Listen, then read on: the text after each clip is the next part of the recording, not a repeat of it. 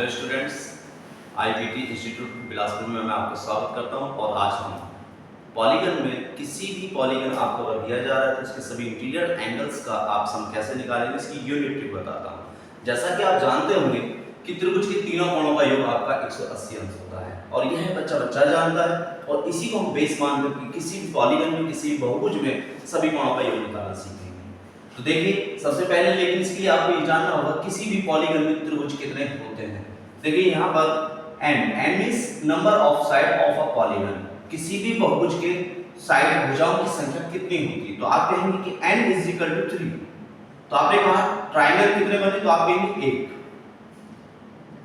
यहां पर आप देख रहे होंगे n 4, तो आप कहेंगे ट्रायंगल कितने होंगे, तो आप कहेंगे 2।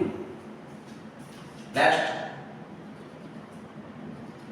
आप कहेंगे n 5, तो आप कहेंगे कि ट्रायंगल कितने होंगे, तो आपको कहना होगा 1 2 3। और जैसा कि आप जानते हैं कि एक त्रिभुज अगर आपका है तो उसके सभी अंतःकोणों का योग 180 अंश होता है।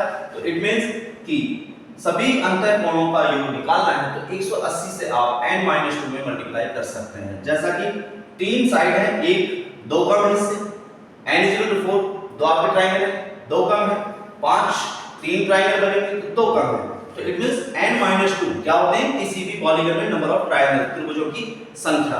और उसके बाद आप सभी अंतःकोणों का योग निकालना चाह रहे हैं तो एक त्रिभुज के अंतःकोणों का योग 180 अंश होता है, तो इसलिए आप n 2 से मल्टीप्लाई कर सकते हैं।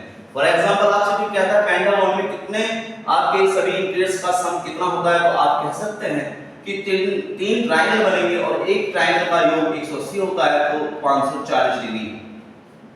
अगर आपके पास कोई क्वाड्रिलेटरल है, एक चतुर्भुज है, तो आप कहेंगे कि इसके सभी एंगल्स का सम कितना होगा, तो 180 इसके तीनों का योग होगा, 180 इसका होगा।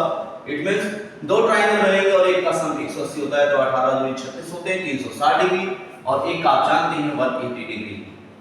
इसी प्रकार की यूनिक यूनिट्स के लिए आप देख सकते हैं regular videos IPT Bilaspur institute की तरफ से। धन्यवाद, थैंक यू।